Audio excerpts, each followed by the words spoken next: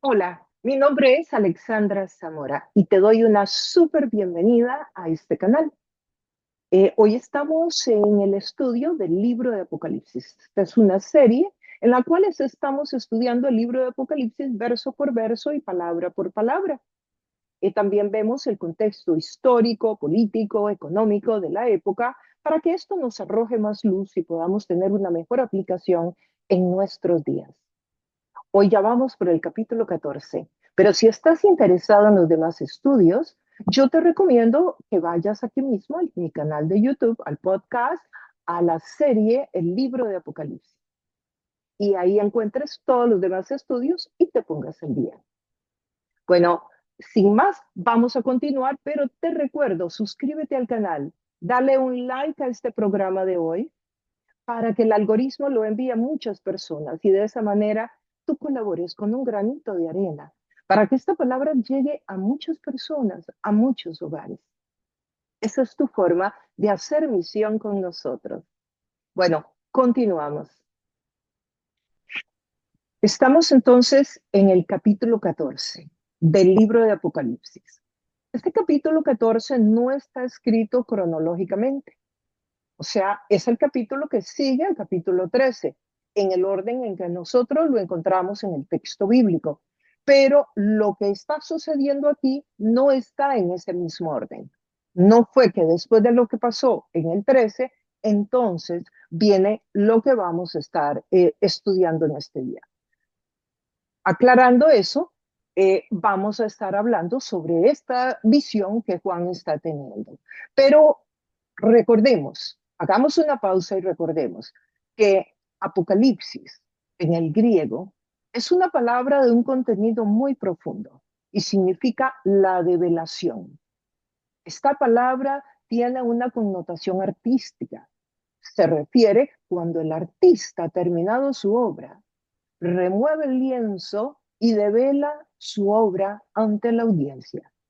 El libro de Apocalipsis es Dios removiendo el lienzo para que todos nosotros podamos ver su obra terminada, completa, que es a lo que se refiere el número 7, completo, que lo hemos estudiado en la simbología numérica. El número 7 en Apocalipsis significa completo, terminado, de manera positiva, de manera de acuerdo a la manera del cielo. Así que entendiendo que estamos ante un libro de una gran profundidad, donde Dios devela la obra terminada a la humanidad, recordemos que en el capítulo 13 estudiamos que se mencionaba dos personajes muy interesantes, el anticristo y el falso profeta, ambos empoderados por Satanás, ambos al servicio de Satanás. Y cada uno de ellos, tanto el anticristo como el falso profeta, estaban en la tierra con agendas diferentes, pero que se complementaban una a la otra. El anticristo venía con una agenda política y económica. Así es como va a venir el anticristo. El anticristo vendrá con una agenda, con una propuesta política, con una propuesta económica. Y el falso profeta vendrá con una agenda religiosa.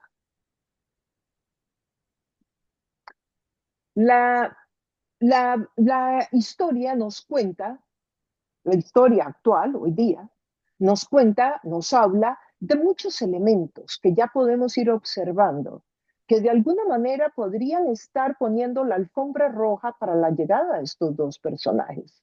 Hay muchos aspectos y que vamos a mencionar algunos tal vez durante este estudio, solamente para que los tengamos en observación, eh, no afirmando que eso está en la Biblia ni mucho menos, sino para que nos ayuden a tener un pensamiento crítico y a tener ideas de cómo podemos analizar los acontecimientos globales a la luz de la escritura y sobre todo a la luz del libro de Apocalipsis.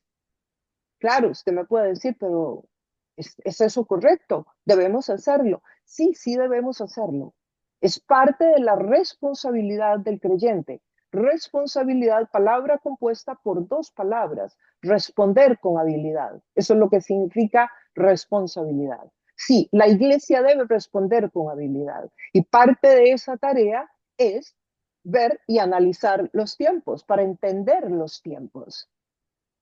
En los tiempos de David había una familia que se encargaba de entender los tiempos.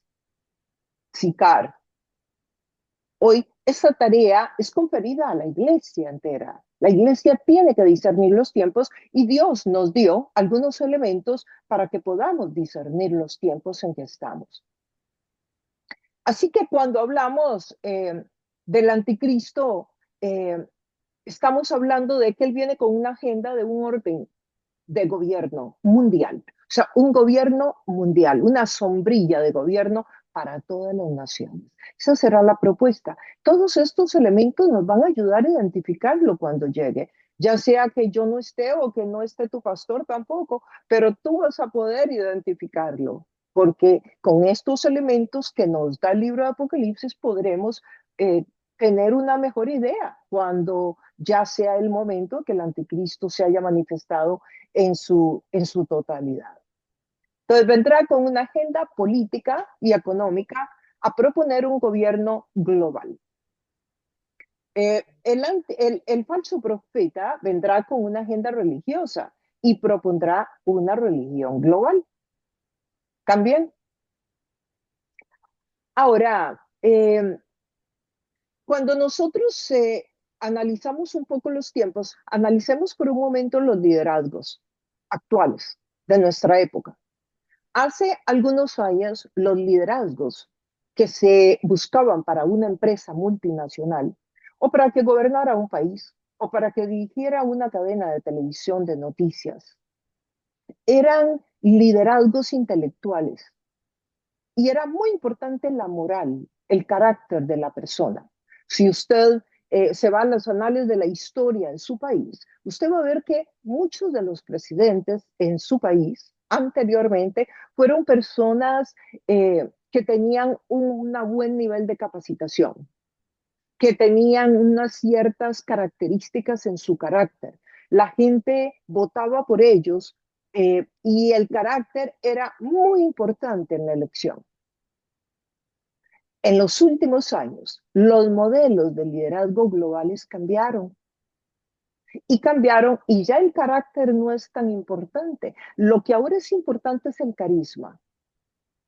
Pero si la persona tiene una baja moral, tiene X o Y valores, ya no es importante, sino que tenga carisma. En las empresas se contratan liderazgos carismáticos.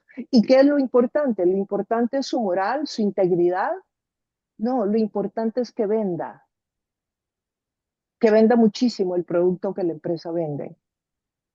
Es carisma, es que tenga el don de conversación, es que tenga el don de gente. Lo mismo sucede con los gobernantes de nuestros países. El liderazgo actual es un liderazgo más carismático.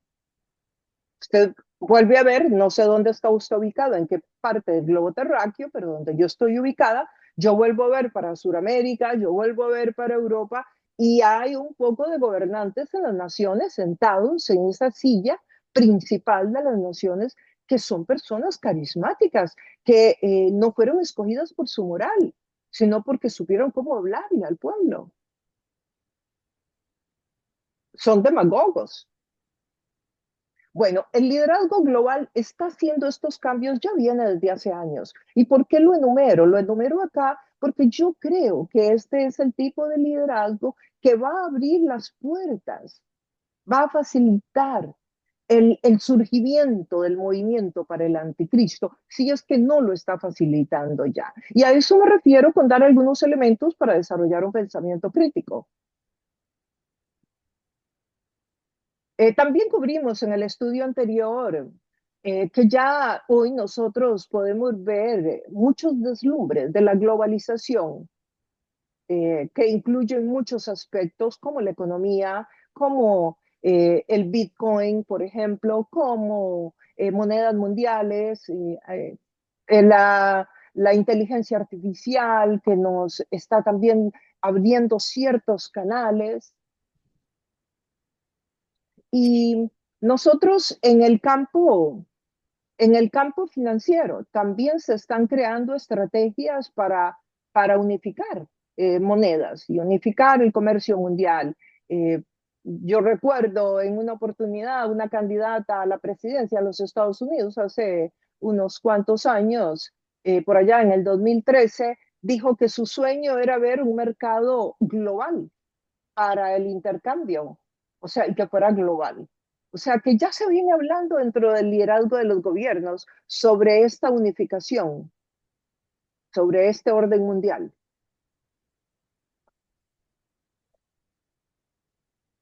El capítulo 14 nos vuelve a recordar que Dios está en control. Pasamos del 13 al 14, el 13 donde habla del anticristo, el falso profeta, ¿no? Donde ellos están tomando el control del planeta Tierra, y ahora volvemos al 14, pero en este 14 nos vuelve a recordar que Dios está en control. Y además se divide en tres partes, que van a comenzar con una frase muy interesante y es yo vi. Juan dice, yo vi. Aunque en la Biblia que usted tiene, puede que la frase aparezca diferente. Quiero decirle que en el griego que se escribió el libro de Apocalipsis, yo vi aparece de la misma manera en las tres partes, en el verso 1, en el verso 6 y en el 14. Y hay una relación muy interesante que podemos observar en cuanto a estas visiones que Juan va a tener. Vamos a entrar al texto propiamente. El verso 1. Luego miré y apareció el Cordero. Estaba de pie sobre el monte Sión, en compañía de 144,000 personas que llevaban escrito en la frente el nombre del Cordero y de su Padre. Ven, luego miré. Esa es la frase a la que me estaba refiriendo anteriormente. Juan está viendo, está teniendo una visión y lo dice 3 veces durante este texto bíblico. Luego nos dice la palabra cordero, dice, luego miré y apareció el cordero. La palabra cordero es importantísima. Fíjense que es mencionada 26 veces solamente en el libro de Apocalipsis. Y sabemos que es uno de los títulos más usados también en este libro, cordero. Porque vean toda la connotación de la palabra cordero. El cordero era el animal que se sacrificaba en el templo en el Antiguo Testamento por el pueblo de Israel para el perdón de pecados. El primer cordero sacrificado fue aquel cordero que tuvieron que sacrificar cuando el pueblo de Israel tuvo que salir de Egipto, cuando fue liberado por Dios para salir de Egipto, que Moisés fue el instrumento usado por Dios. El último día Dios le dijo a Moisés y le dio instrucciones para el pueblo de que mataran un cordero y celebraran la Pascua, hoy también llamada por nosotros en Latinoamérica la Semana Santa. Entonces, el cordero desde el Antiguo Testamento significaba la expiación del pecado. Tenía que haber derramamiento de vida y por eso la sangre. Por eso tenía que haber derramamiento de sangre.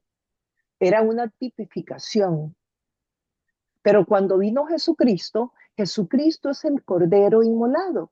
Él tomó el lugar de ese cordero que se sacrificaba en el altar para el perdón de los pecados del pueblo de Israel. Por eso no es necesario volver a matar un cordero para el perdón de pecados. Por eso ahora Jesús es el cordero de Dios que quita el pecado del mundo. Su sangre, la vida de Jesús fue dada para que nosotros tengamos vida eterna. Así de simple como suena. Así de simple, aunque es de una gran profundidad. Y la palabra cordero es mencionada acá. El cordero de Dios. Y dice que estaba de pie sobre el monte Sión. Sión es un monte que está en Jerusalén, que es muy mencionado también en el Antiguo Testamento y también en el Nuevo. Y voy a mencionarlo para ustedes. En Hebreos 12:22 dice, por el contrario, ustedes se han acercado al monte Sión, a la Jerusalén celestial, la ciudad del Dios viviente. Entonces, cuando hablamos de Sión, nos estamos refiriendo a la ciudad de Dios. A eso se está refiriendo. Este texto nos indica que Jesús ya había vuelto a la tierra. Pongan atención a esto, porque vea lo que dice. Estaba de pie sobre el monte Sión. El monte Sión es en la tierra. Entonces, está refiriéndose a que Jesús está en la tierra. Y usted y yo sabemos que Jesús vuelve a la tierra hasta que vaya a destruir al anticristo, ¿recuerdan? Recuerdan que Jesús ha venido 2 veces, ¿verdad? ¿Mm? Jesús vino a la cruz, ¿verdad? En este estudio estudiamos, Jesús vino y murió en la cruz en el primer siglo, ¿verdad? Luego, Jesús vino y se llevó a la iglesia. ¿A dónde llegó Jesús? ¿A la tierra? No, no llegó a la tierra, llegó hasta las nubes. Y la iglesia se encontró con ella. Eso ya lo estudiamos en un capítulo anterior, lo que se llama el rapto, ¿verdad? Lo vimos acá en un capítulo anterior de este libro y yo enseñé Tesalonicenses y otros textos del Nuevo Testamento para que lo pudiéramos entender. Entonces, ya para este momento, la próxima vez que Jesús venga es cuando destruya al anticristo. Por eso es que sabemos que este capítulo no está en orden cronológico, porque aquí dice que Jesús está en el monte de Sión y tú y yo sabemos que para que eso suceda tiene que haber destruido el anticristo. Y el anticristo todavía no ha sido destruido en este estudio bíblico. Vamos por el capítulo 14. La destrucción del anticristo, la venida de Jesús y la destrucción del anticristo completamente va a ser en el capítulo 19. Espero no haberlos confundido. Por eso les decía que este capítulo está inserto, pero no en el orden cronológico, como está contando la narrativa Juan. Dice que habían 144,000. Estos son los mismos del capítulo 7. Cuando estudiamos el capítulo 7, estudiamos que habían 144,000 personas que habían creído el Evangelio durante la gran tribulación y que estaban evangelizando. Bueno, estos son los mismos que recibieron el sello de Dios, por lo tanto la protección de Dios, y tuvieron el rol de evangelistas durante la gran tribulación. Esto nos recuerda que a los que estamos en Cristo tenemos el sello del Padre y estamos protegidos por el Padre. Pero hay que estar en Cristo. Y estar en Cristo es una frase con mucho peso. No es solo ir al edificio de la iglesia el domingo o venir al estudio bíblica o encender YouTube. Estar en Cristo es tener una relación con Dios. No vas a llegar a una perfección en esa relación porque como humanos siempre vamos a fallar y nos vamos a equivocar. Pero sí estar en una relación con Dios tratando de conocerlo a través de su palabra, tratando de obedecerlo, practicando lo que vamos aprendiendo. Y dice que estos 144,000 estaban ahí en este capítulo de nuevo. Y llevaban escrito en la frente el nombre del Cordero y de su Padre, protegidos con el nombre de Dios. Nosotros los creyentes estamos protegidos con el nombre de Dios. Un contraste muy dramático, ¿no les parece? Con los que reciben la marca de la bestia, el 666, que lo estudiamos en capítulos anteriores. Usted lo encuentra aquí mismo, en el canal de YouTube, en el podcast, en la serie El libro de Apocalipsis. Ahí encuentra todos los estudios de los capítulos anteriores si estás interesada o interesado.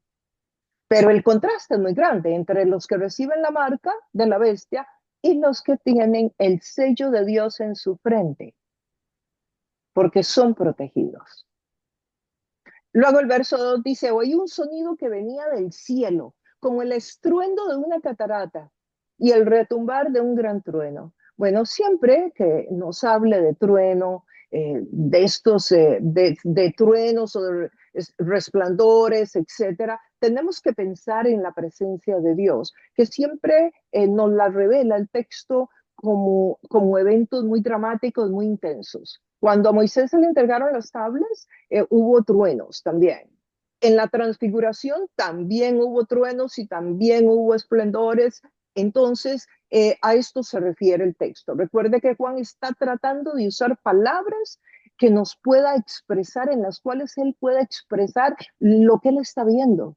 Y lo que él está viendo es nuevo hasta para él.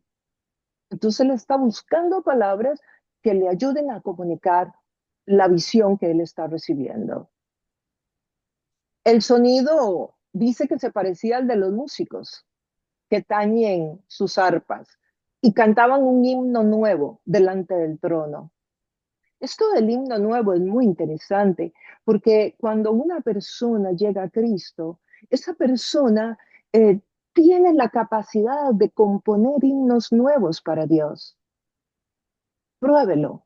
Cuando usted se esté bañando, cuando esté limpiando su casa, cuando esté haciendo el jardín, cuando usted vaya manejando para el trabajo, trate de cantar, de crear una canción para Dios, de crear un himno nuevo para Dios, un himno que brote de su corazón, de la relación tuya con Él.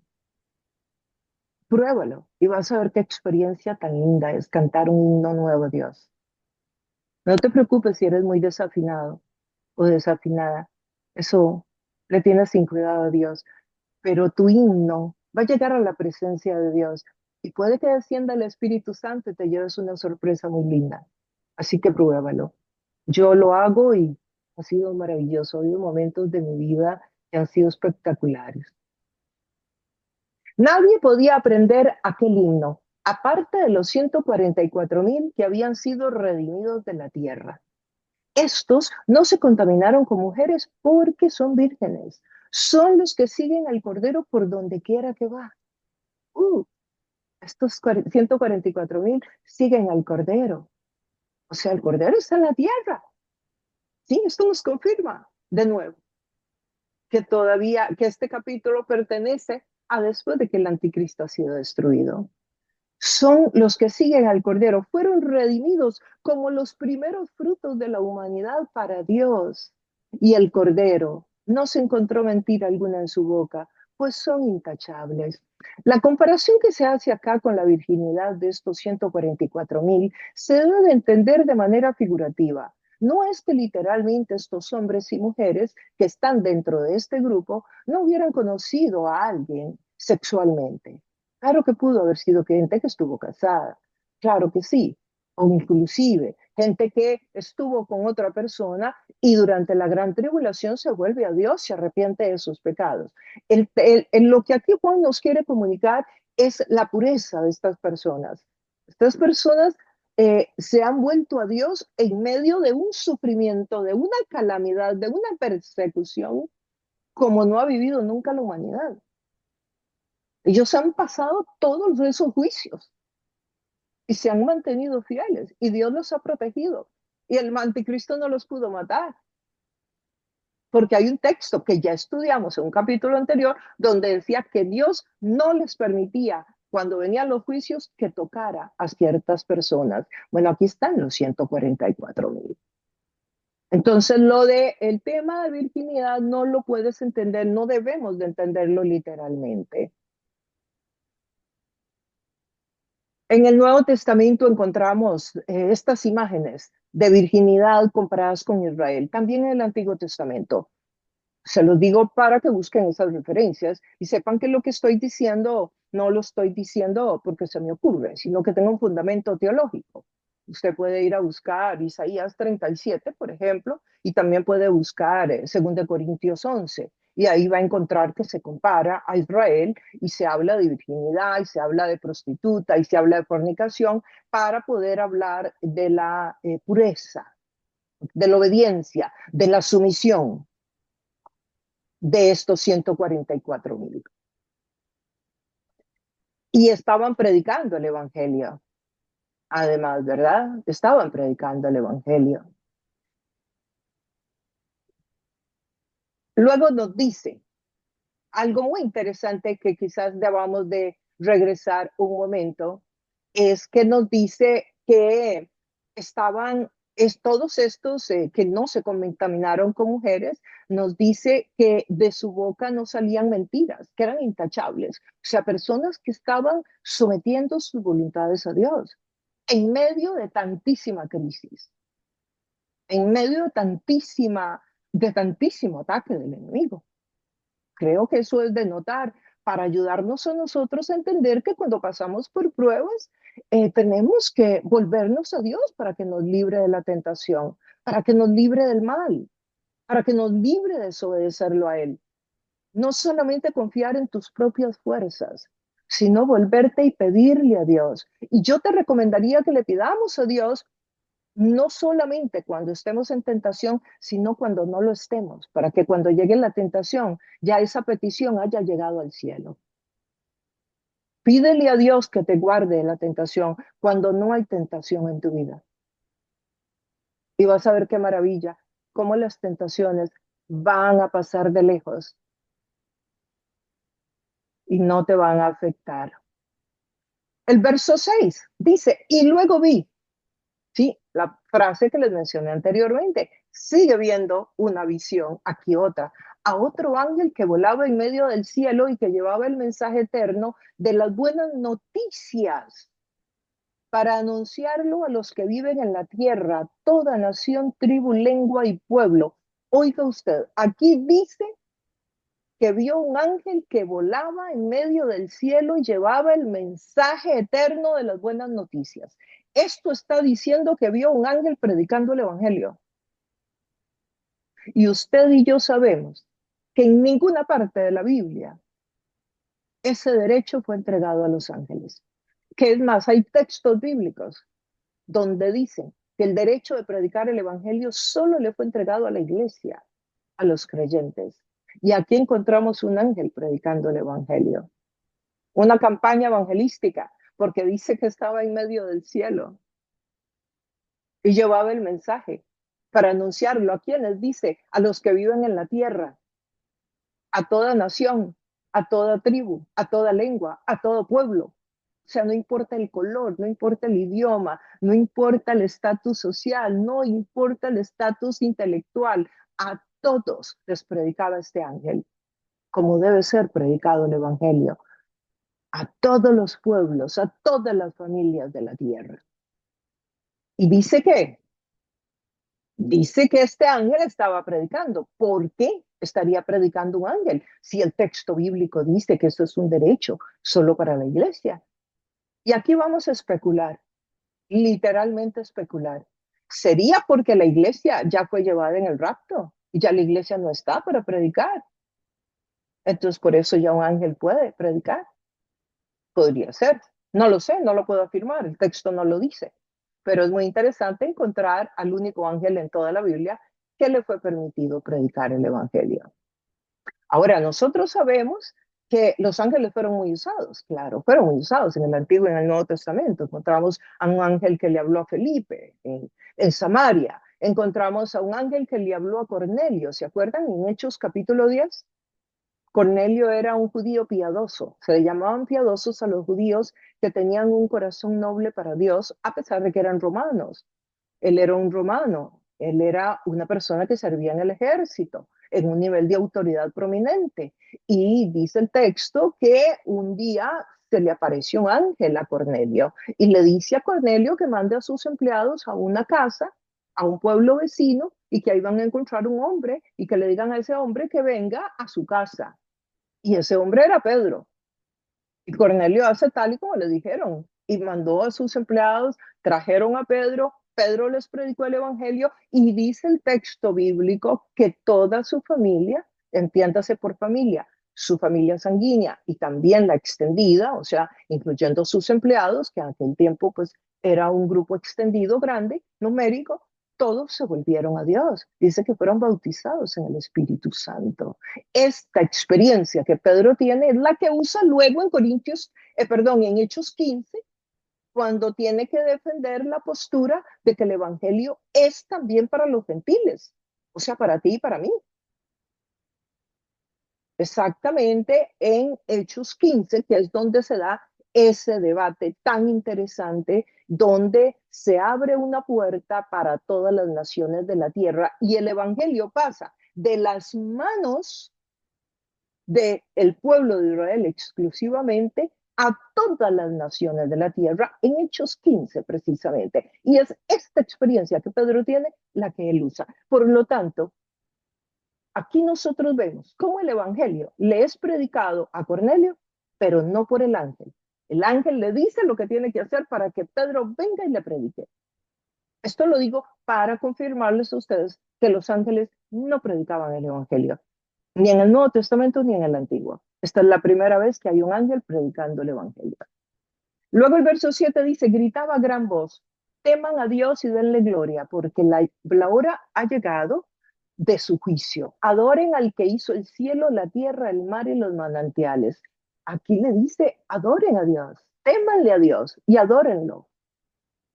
Y luego dice, y lo seguía un segundo ángel que gritaba, ya cayó la gran Babilonia, la que hizo que todas las naciones bebieran el excitante vino de su adulterio. ¿Ven cómo esta terminología es muy usada? Para hablar del pecado, para hablar de la integridad. Ya cayó. ¿Quién cayó? La gran Babilonia. Bueno, ¿quién es Babilonia? Lógicamente, para Juan en el primer siglo, que estaba en una cárcel del Imperio Romano, la Babilonia era el Imperio Romano, el Imperio de Roma, que estaba persiguiendo a los cristianos, que le estaba dando guerra a la iglesia y que estaba impidiendo que el Evangelio siguiera el cauce. Era la Gran Babilonia. Pero también sabemos que Babilonia está en el Antiguo Testamento y que tuvo al pueblo de Israel esclavizado por allá en los años 580 antes de Cristo. Y que fue cuando estaba Jeremías, cuando estaba Daniel. Esos libros se escriben cuando ellos estaban en cautiverio por 70 años.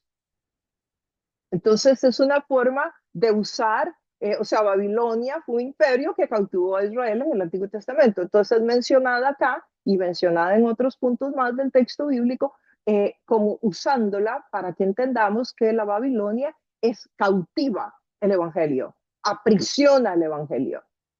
Entonces puede ser un gobierno, puede ser un sistema, puede ser una religión, pero quien quiera y con cualquier institución que tenga como meta, como objetivo, obstaculizar el Evangelio, paralizarlo, reprimirlo, mutarlo, es la Gran Babilonia. Está esclavizando, está encerrando. Y nosotros hoy podemos ver cualquier religión falsa, es la Gran Babilonia. No tiene que ser una específica, inclusive puede ser un sistema y podríamos encontrarnos muchas sorpresas en los últimos tiempos a los que nos toque. Digo nos porque a mí sí que me gustaría que me tocaran para ver todo esto que está en el texto, pero bueno. El verso 9 dice, lo seguía un tercer ángel que clamaba a grandes voces. Si alguien adora a la bestia y a su imagen y se deja poner en la frente o en la mano la marca de la bestia, beberá también del excitante vino de la ira de Dios, que en la copa de su ira está puro, no diluido. O sea, es que la persona que se deje poner la marca de la bestia durante la gran tribulación va a recibir la ira de Dios. Se va a meter en problemas seriosísimos con Dios. Dice el texto, será atormentado con fuego y con azufre. Atormentado. ¿Usted entiende? No será matado, será atormentado. Qué cosa tan terrible. Claro, o sea, la muerte eterna es una cosa horrible. Por eso Dios tiene tanto interés en que tú escuches la verdad, en que tú tengas la opción de conocer el Evangelio. Porque es terrible lo que le va a suceder a las personas que no conocen el Evangelio, que no se han vuelto a Dios, que no se han arrepentido de sus pecados, que no han cambiado su estilo de vida, que no han reconocido que Jesucristo es el Señor, que Jesucristo es Dios. No es que van a morir, es que es algo peor que morirse. La muerte no es lo peor que le puede suceder a un ser humano. Lo peor que le puede suceder a un ser humano es morir sin Dios, porque lo que sigue después de que abandona este cuerpo físico es terrible. Y nosotros en este sistema del mundo nos ha quedado un mensaje por ahí como que lo peor es morirse. No, lo peor no es morirse. Lo peor es lo que puede venir después si no conoces a Dios, si no tienes a Jesús en tu vida.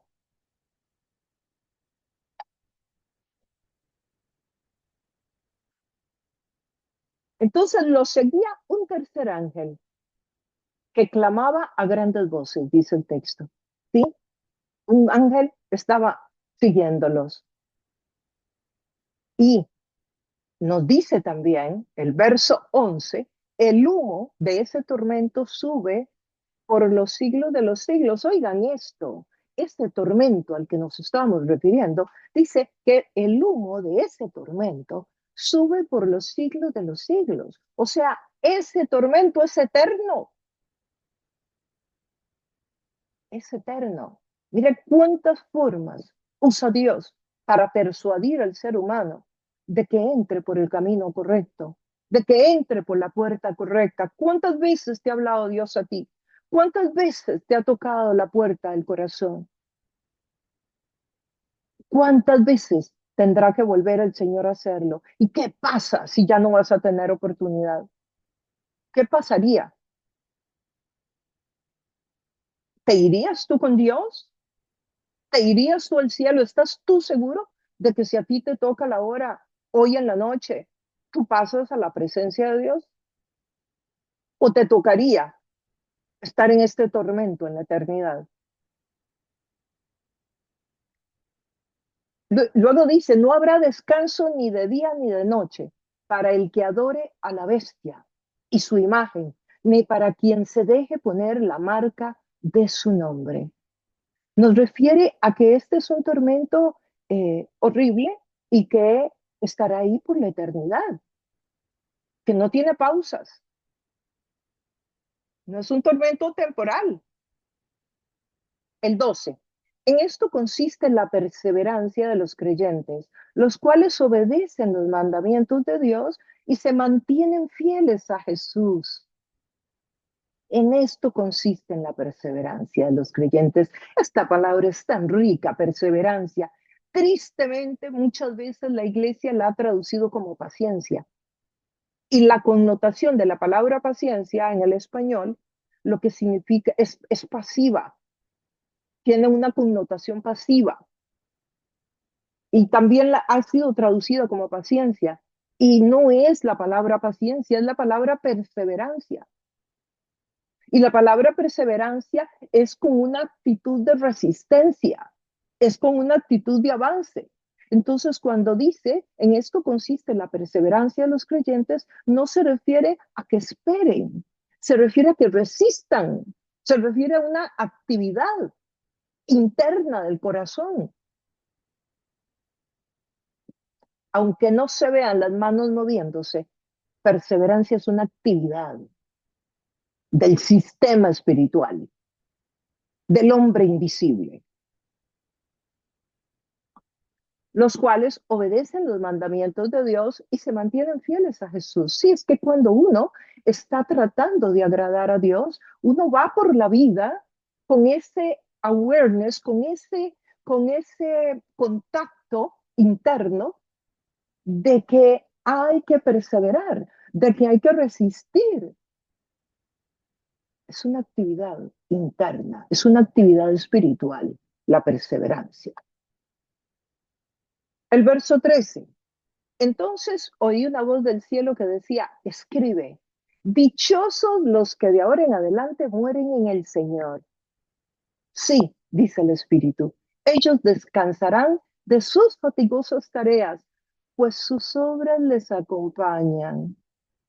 Oiga eso, oiga eso.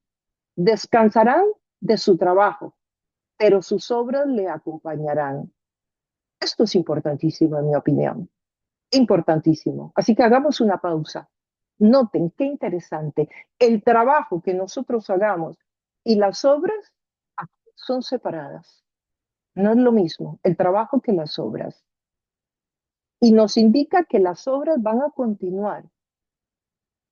El trabajo va a cesar, pero las obras continuarán por la eternidad con el creyente. Oiga usted qué interesante. O que la parte del trabajo fatigoso se acaba cuando muramos y nos despojemos de este cuerpo y entremos a la eternidad. Pero las obras que hicimos en la tierra nos van a acompañar por la eternidad. Esta es la moneda del cielo. ¿Lo puedes ver? Este es el Bitcoin del cielo. Las obras. Las obras son el Bitcoin del cielo. Las obras no se quedan aquí. Las obras pasan contigo a la eternidad. Es muy importante que nosotros los creyentes, que la iglesia entienda que lo que hacemos, las obras, cuando tú le muestras el evangelio a alguien, cuando tú vas a visitar a un enfermo, cuando tú dejas a tu familia para irte a una nación donde el evangelio no ha sido predicado, a un grupo, cuando tú sirves a Dios en una comunidad, cuando tú vas a poner tanques de agua, pozos de agua en Burkina, cuando tú vas al África a darle de comer a personas, con un grupo de médicos, a asistir a alguna aldea, cuando tú caminas por Nueva York y tú ayudas a las personas que Dios te va poniendo en el camino a que encuentren trabajo. Cuando tú estás en el quirófano y lo que estás haciendo, esa cirugía esa noche, la estás haciendo con la actitud de servir a Dios. Cuando tú estás enseñando en la escuela y cuando estás con esos niños, tienes el temor de Dios, de que la vida de esos niños está siendo puesta en tus manos para que tú siembres en ellos valores y principios que les queden por toda su vida. Cuando tú estás en tu negocio y una persona viene y le cobras lo que es justo, cuando tú tienes empleados y les pagas lo que es justo, tú estás haciendo obras que te acompañarán por la eternidad. Ese es el Bitcoin. Esa es la moneda del cielo, las obras. Ahora, ¿las obras nos dan la salvación? Aclaro, jamás, jamás, jamás. Sería gravísimo creer eso. La salvación nos la da Jesucristo sacrificado en la cruz del Calvario. Creer que Jesús es Dios, que Dios se hizo hombre en la persona de Jesús y que murió en esa cruz, que Jesús es el Cordero inmolado que murió por tus pecados. Eso es lo único que te da la salvación. No hay ninguna obra que pueda comprar tu entrada al cielo. Pero después de que tú has creído, las obras te van a anteceder en la vida eterna. Las obras son el resultado de una persona que ha entendido la salvación, de una persona que tiene una relación con Dios. Esas son las obras. Cuando tú das una ofrenda, cuando tú das tu diezmo, a veces con sacrificio, para que el reino de Dios se expanda, para que una persona pueda ser sostenida y dedicarse tiempo completo a la obra. Tú estás haciendo obras, pero esas obras no te dieron la entrada al cielo. La entrada al cielo te la da la cruz, pero las obras sí serán tomadas en cuenta. Y como te decía, son el Bitcoin del cielo. El verso 14 dice, miré y apareció una nube blanca, sobre la cual estaba sentado alguien con aspecto de un hijo de hombre. En la cabeza tenía una corona de oro y en la mano una hoz afilada. Aquí miré otra vez la frase que hablábamos anteriormente. Aquí está el Hijo de Hombre, el Hijo del Hombre, Dios, en Jesucristo, recogiendo la cosecha. Eso es lo que está pasando acá. En la cabeza tenía una corona de oro. La palabra aquí es Estefanos, la corona del vencedor. Era una corona de laureles para el que vencía en las Olimpiadas, en los Juegos. Jesús tiene esa corona de vencedor. Entonces salió del templo otro ángel y gritó al que estaba sentado en la nube: mete la hoz y recoge la cosecha. Ya es tiempo de cegar, pues la cosecha de la tierra está madura. Así que el que estaba sentado sobre la nube pasó la hoz y la tierra fue cegada. Jesús está recogiendo la cosecha, está recogiendo el fruto de todos aquellos que creímos que Jesús es Dios, que Jesús murió en una cruz por nuestros pecados, que su sangre nos lavó de pecado, que Él es el Cordero de Dios y está recogiendo el fruto. Y luego el verso 15 dice: entonces salió del templo otro ángel y gritó al que estaba sentado en la nube: mete la hoz, recoge la cosecha. Ya es tiempo de cegar. El verso 17: del templo que está en el cielo salió otro ángel del templo del cielo, que también llevaba una hoz. Una hoz es como un gancho con el que se recoge el fruto, las verduras, ¿sí? La agricultura. Y dice que también llevaba una hoz afilada. Del altar salió otro ángel que tenía autoridad sobre el fuego y gritó al que llevaba la hoz afilada: mete tu hoz, corta los racimos del viñedo de la tierra, porque sus uvas ya están maduras. El ángel pasó la hoz sobre la tierra, recogió las uvas y las echó en el gran lagar de la ira de Dios. Pueden ver que hay dos cosechas acá. Hay una cosecha que la recoge Jesús y hay otra cosecha que la recogen estos dos ángeles. Y esta segunda cosecha es puesta en un lagar. Un lagar es donde se echan las uvas y la gente las maja para que salga el líquido, el jugo, y de ahí se hace el vino. Ese es el lagar donde se tiran las uvas. Este es el lagar de la ira de Dios. Hay dos cosechas en esta visión de Juan. Una es la cosecha de los hijos de Dios, que la recoge Jesús, que tiene la corona que mencioné anteriormente, y la otra la recogen estos ángeles. Pero esta cosecha también está madura, también está lista, pero va para un lugar donde está la ira de Dios, los juicios de Dios. Las uvas, el verso 20, fueron exprimidas, dice el texto. Fuera de la ciudad y del lagar salió sangre, la cual llegó hasta los frenos de los caballos en una extensión de 1,600 estadios.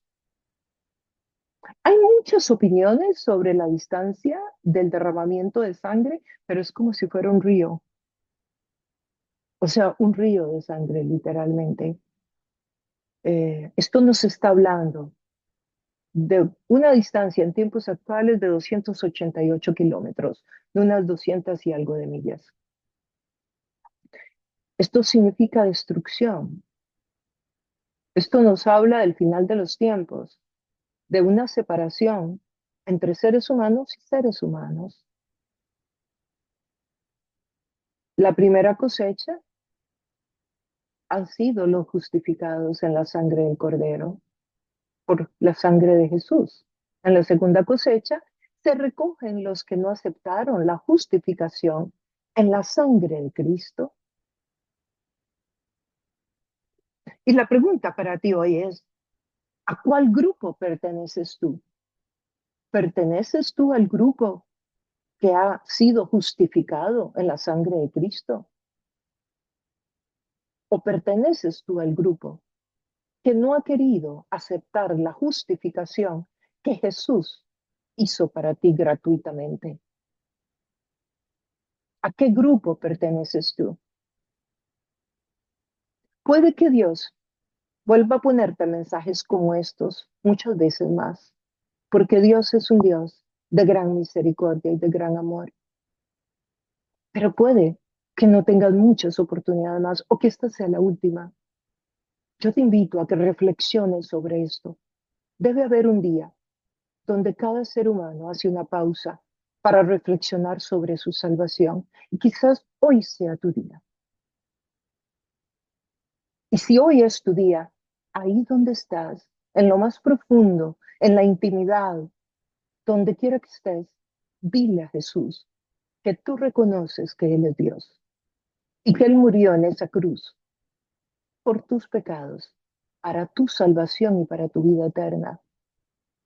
Y haz esa oración tuya, créela, para que tenga validez.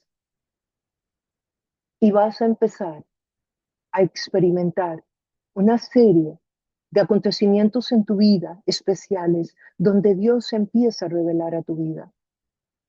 Y si tú me dices, es que yo no entiendo todo esto, el evangelio no se va a entender a cabalidad nunca, porque sería entender a Dios.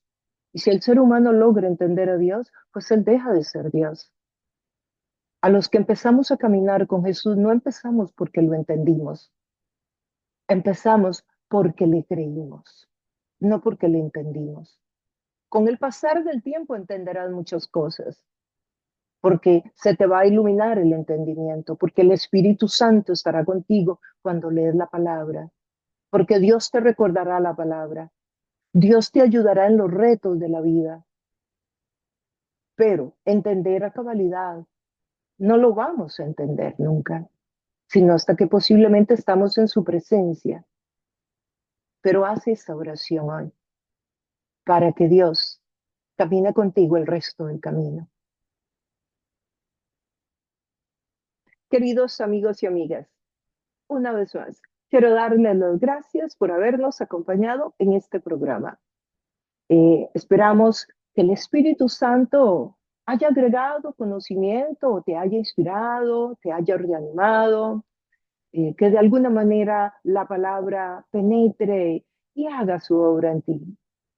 Oramos para que Dios te guarde, te cuide, te guíe, te ayude a enfrentar toda situación difícil en la vida. Y también te pedimos que tú ores por esta serie de este podcast, para que Dios la use, para que muchos más escuchen la palabra de Dios. Y si quieres contribuir con un granito más de arena, yo te pediría que por favor te registres en el canal y que le des un like al programa de hoy. Eso nos ayuda para que el algoritmo lo envíe a muchas personas más. Bueno, sin más, nos despedimos y nos vemos en el próximo estudio.